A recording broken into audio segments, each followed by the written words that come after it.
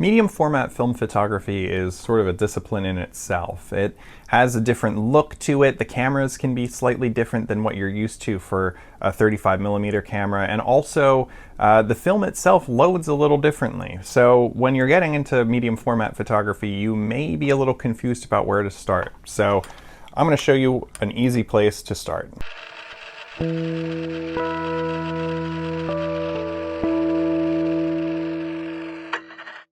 Hey guys, thanks for tuning in for another video. This is Burn Studio and Creative, and today we're going to be looking at the Lubitel 166B. Now this is a Soviet TLR camera, which means twin lens reflex camera. This sort of twin lens reflex camera has a really classic look to it, and it really makes you rethink what a camera looks like, because you know, we're so used to in the 35mm world, like your like a style rangefinder, or even up to the DSLRs and mirrorless cameras that we have today. So to see something like this really throws you back to, you know, the old days of photography, and you know, maybe you sort of imagine me with the giant like light-proof cloth over my head and the flash powder and everything. Not obviously with this camera, but you get the idea. So a twin lens reflex camera has, as the name implies, these two lenses, and we'll go into that a little bit more in depth. But one of the main things that you know about these cameras is that you actually view them from the top. And this is called a waist level viewfinder because you view it from the level of your waist and look down into it. So let's check this camera out a little bit today and get an idea of why this could be a good place for you to start if you're thinking of getting into medium format film photography. Now here is our Lubitel 166B camera. Now, one thing you might be thinking about here, and this is a reasonable thing to consider, why would you get into medium format photography? Like, what is the point? What are we trying to do with this? And like, why is this camera unique in any way? Well, what you need to know about medium format photography is that when you have a 35mm roll of film, it's only a small sort of slice of what is actually on a medium format roll of film. So by shooting medium format film, you're able to get physically more light coming onto your film. You're able to get just overall a different sort of look because the lenses interact in a different way. You can think of a medium format camera as sort of the opposite if we think of a full frame camera today, and then also how you might have an APS-C camera and a micro four thirds camera, and basically those keep like sort of zooming in more and more. Now imagine if we got to zoom out even more on a full frame camera, and that's how we get to a medium format image. Now of course, you can go even bigger. There are large format cameras too, and that's what I was joking about before with like the flash powder and stuff. Some of the plate cameras and those sort of cameras are what you would call large format cameras, and those take massive negatives. This camera here takes a 6x6 negative, and so that is 6 centimeter by 6 centimeter, and it makes a, as the name might imply then, a square negative. And that is interesting because it's a different sort of photography by compared to, you know, your standard 35mm, where you're going to have either that you're shooting landscape or horizontal. This camera, it technically doesn't matter if you hold it this way or, you know, this way. Like, it's going to be a square photo no matter how you take it. As I mentioned before, one of the things about a TLR camera is that you have your waist level viewfinder. And so as you look through here, you're able to see on my desk a little bit what it looks like through a waist level viewfinder. And it's really cool. I appreciate this because, again, it's a very different way of composing an image, and it gives you something different to work with. What's also neat is that in here is a small magnifying glass, so you're able to get critical focus. There's even a sport finder here that you're able to drop this front down so you can look through this little hole here and frame up if, you know, the name implies shooting sports, but that's not necessarily how I would recommend using a camera like this. Now in the TLR family, this is going to be at the lower end of things. This camera is Bakelite with some metal, so basically, you know, plastic and metal together. They actually make a recent release of this. I believe it's the Lubitel 166U. And that camera, I believe, is actually capable of running 35mm film through it. Lomo added that ability because you can get modifiers to do that, and the idea there being that you're able to get sprocket holes in your shots. I have not tried that, but I actually really want to because that just seems something like very much in my style of photography. But yeah, so there are more recent editions of this. There are also earlier editions of this camera. I've heard that this camera is modeled after originally the Voigtlander Brilliant, which I do have one of those from 1938. So to have a camera that this one being made in the 80s, specifically 82, again, the Soviets weren't necessarily huge on innovation, but they were huge on production. So that's why you can still find these cameras. I think I paid $70 for it, which once you think about what we're getting into for a Rolleiflex or a Hasselblad or any of those other medium format cameras, this is a great place to start, because this camera is, I'd say, sometimes in the medium format world, you'll also deal with some of the toy cameras like the Lomo Diana, which is a fun camera in its own right. The Holga is another one too. They're fun cameras, but they're not necessarily going to give you the most high-res images. And so this camera stands, I would say, as a recreational medium format camera, one step above the enthusiast or casual sort of camera like the Diana or the Holga, but definitely below, say, your Hasselblad or your Rolleiflex. So this camera sits in a really nice position, I think, for being affordable, but also quite functional. Now on this camera, you are not able to change out the lens. So you are set here with this Lomo T22. It is a 75mm f4.5 lens. Now, a 75mm might sound a little strange to those of us who are, used to 35mm photography, because, normally 50mm is sort of your normal lens, and 35s and 85s are also in there, and of course zooms all between. But just like what we were mentioning before with when you have an APS-C camera, how you have to take into account a conversion factor for the focal length, that exists for this camera too. So this 75mm lens, this lens is going to be closer to really more your normal range, around your 50mm. It's not an exact measurement, but if you're trying to eyeball a medium format, at least for 6x6 negatives, if you divide the focal length in half, you're going to get kind of close. It will at least get you in the ballpark. If we're dividing 75 in half, we're going to get right close to probably about 40mm. So we're going to be in that normal sort of range. There is a conversion factor. You can look it up and you'll be able to say with a more specific, but just again, as an eyeballing, 75 through 90 is going to be pretty well your normal. And then 65 and below is going to be starting to get a little wider on medium format. But just so you're aware that on these cameras, the focal length is treated a little differently because we're taking just such a bigger image. So how do we work this thing? That's a great question. Well, first is you should notice that as we twist this lens, our lower lens is moving.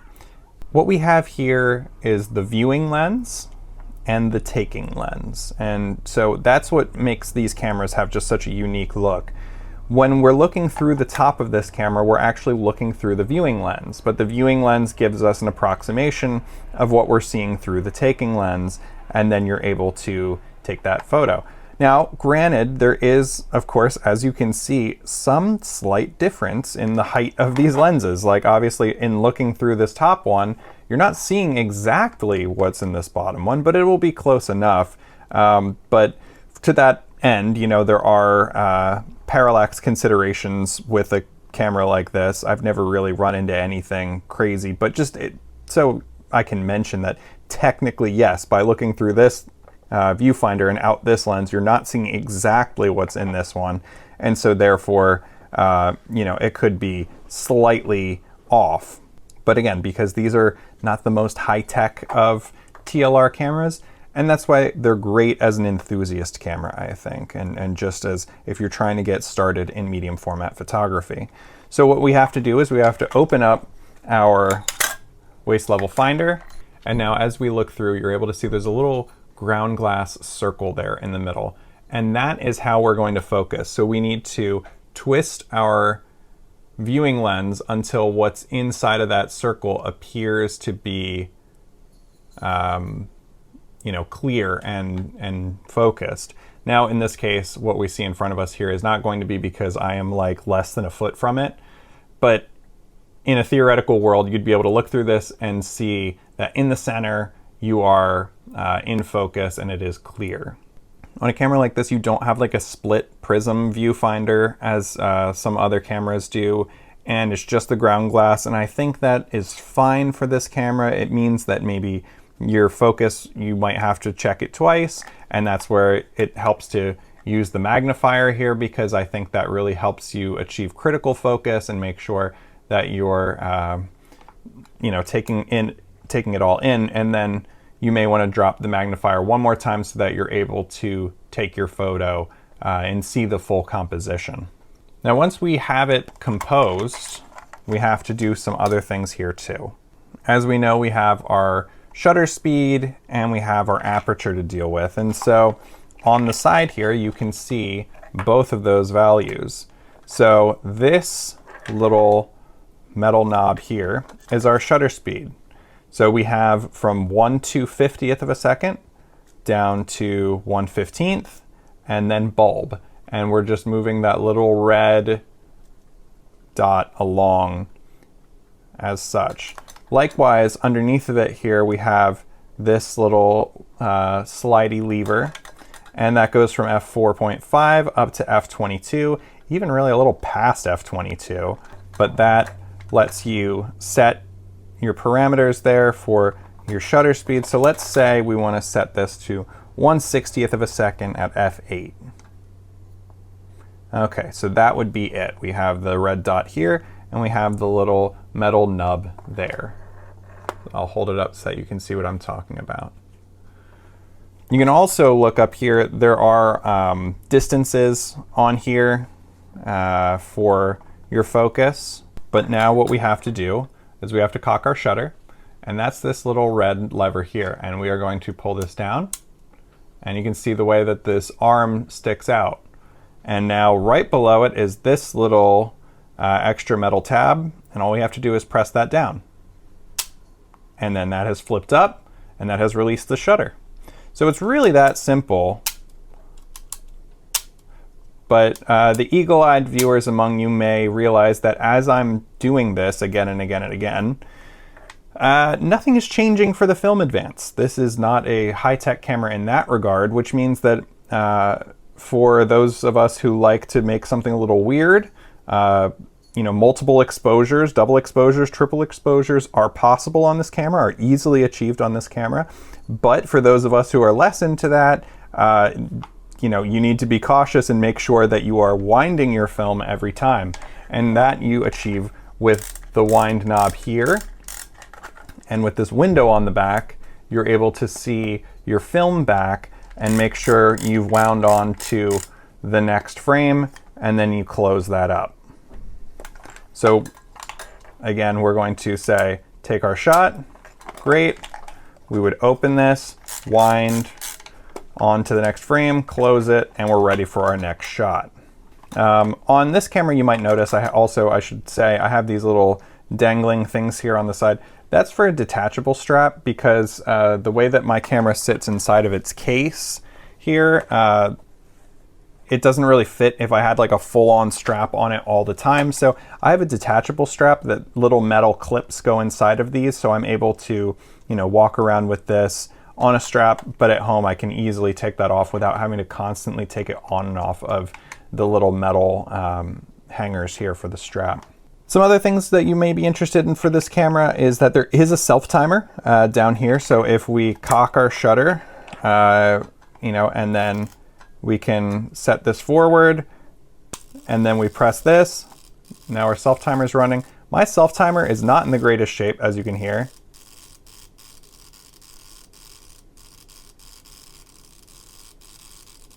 Almost there.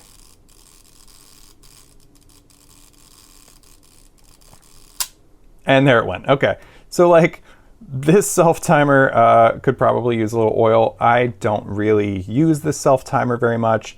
And then I usually have to release a little bit of the extra buzz that's in there after using it, which again, I don't really use it, but hypothetically it's on there. It exists if you're interested. Also available on this camera, we have a shutter release cable here. So you could mount this on a tripod with this. You could put a shutter release cable in here, and then once you have it cocked, press the shutter release cable and it would do that for you, which is a nice handy thing if you plan on taking selfies or doing anything that you think you'd like to have this, you know, more stable. Now let's take a look inside of this camera and see what else there is to know. On the side here, I should say too, there is also a little reminder dial that whether you're shooting tungsten balanced film or daylight balanced film, and then what your speed is. It has the GOST and ASA as like an equivalent sort of thing. Now the GOST scale was what they had in the Soviet Union, roughly equivalent to the ASA scale, but with much different numbers. So going from 16 up to 50, so sort of less useful, I'd say, these days, but technically usable. But just so that you could say, okay, I have daylight film in and it is, you know, 200 speed film, you could put it on the 250 to still remind yourself if you feel like that. Here on the back, like we were talking earlier, there is a little window that you can open and close here just by twisting this knob. And you want to keep this closed at all times when possible. You'll see the little red arrow in there, meaning that it's shut. And then you can twist it to see the backing paper and move it again. So you really only want to open that because this is sort of a red window. It has less light that comes through, but technically it's not really light tight in any regard. So you'll have a certain amount of light leak if you just leave this open all the time. And honestly, because this is more of a consumer camera, you may have some light leak, but just using it in general. So I would say, you know, open it, get to the next frame and shut it. Don't dilly-dally with it if you don't want extra light being introduced inside of your chamber here. So now let's open the back of the camera and see what we have. So all you have to do is just pull up on this little tab here, and that will pop open the back of this camera. And here we are. This is the inside of a medium format camera. You'll notice that it's quite simple. So like if I cock our shutter again and go to release it, just that's all it is. Just a small little mechanism in there, and the rest of this is effectively a light tight box. That's, you know, and that's all a camera really is. It's just a box that gets out of the way when the shutter moves, right? But I think in a camera like this, it becomes really apparent that that's sort of all it is. It's very simple. So I actually had shot a roll through this and I never transferred my film spool. So let's do that for a sec here, because what's interesting about medium format photography is that you use your previous film spool from your last roll to be the take-up spool for your next roll, which I think is kind of cool because it always is paying it forward for the next one. So in here, all we have to do is pull out on these little nubs, and that has now just released this spool. So what did I shoot last? It doesn't even say on this spool. I think the last thing I shot on this may have been Cinestill, but it could have been lomography too. So I don't even remember what I shot in this last, but it's been a second. But then all you have to do is bring it up here to the top. And to do that, we'll just pop out this side and pop out the winding knob. You drop it in and you can re-secure it here to get it settled into place. And once you have it that it's turning, you know that you've done it. So you just have to take your other approach with the other side, that when you have a roll of medium format film, you drop it in here, you secure it, and then you're going to stretch out your backing paper across it, wind it on here, have it ready, and then once the two arrows come up, you want them aligned here, you can close this, make sure you're sealed, and then you're able to open the window, wind on until you're ready, and then you're done. So again, really simple on the inside. There's almost not much to speak of. Like at the bottom here is where you're going to load in your film. You're going to pull it up over top of these two rollers, and that again is what creates like this sort of light tight box here that is you know, at the other end of our shutter. You can see here that this is the size of our negative. This is our 6x6 negative right here. And that's significantly bigger than what you have on 35mm film. Now, just to compare for you here, like let's say, you know, these are your standard sort of sleeved 35mm negatives. These are classic, you know them, you love them. You probably have a lot of them sitting around. Just the classic sort of small form negative. Now let's compare that to 120 film. And so here we have a strip of 120 film, and you can immediately see what I was talking about, that if this is the size of the photo that you're getting versus this is the size of the photo that you're getting, you're going to have a lot more resolution because it's just bigger. You're going to be able to see a lot more with it. Now on this, I'm not sure if you can see the negative that well in this light, but compared, of course, again to these here, this is really why people shoot medium format, because you get a very different style of photo and you get it in a way that you're able to get different sizes. I think what's cool about 120 also is that it's not prescribed to be one specific size. Like on a 35mm camera, you're often just going to get your standard, I believe it's 24x36. Someone tell me if I'm wrong, but the standard sort of image size as we expect for a 35mm image. For medium format, you have the 6x6, but there's also 6x4.5. There's 6x7, and there's 6x9, and then I believe there's even bigger ones that you can shoot, you know, panoramic on this film. But the basic idea is that you don't have to be bound in the same way that when you're shooting 35mm film, that you're just going to get one thing. With medium format cameras, you can get cameras that are going to shoot different ways on this film and you know, have creative results to it. And what's interesting though is that because the film is the same size, you're going to get just fewer shots on a roll. So like 6x6, you're going to get 12. But then on my 6x9 camera, I only get 8 photos. And that's just a different way of shooting on film. So I think that's a really neat thing to do. I think this camera is a great way to get started with medium format photography because it's going to give you everything you need, really nothing you don't, in a compact size with a body that if it breaks, you can always just go get another one. And then ultimately with a lens that's pretty sharp, works well.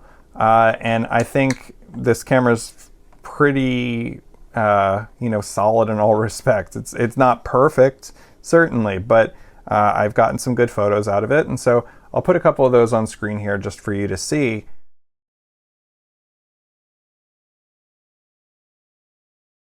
But overall, I think this camera is a great place to start. This is where I started with medium format photography, and I couldn't be happier that I have this. This is just a fun camera, and it's always down for whatever you're going to throw at it. So that's all we have for today, guys. Thank you so much for tuning in. If you have any questions, let me know in the comments. If you own this camera, I'm curious to hear what your experience has been like, so let me know in the comments as well. If you liked this video, please like it, and if you feel like you want to see some more, don't forget to subscribe. So we'll see you next time. Thanks. Bye.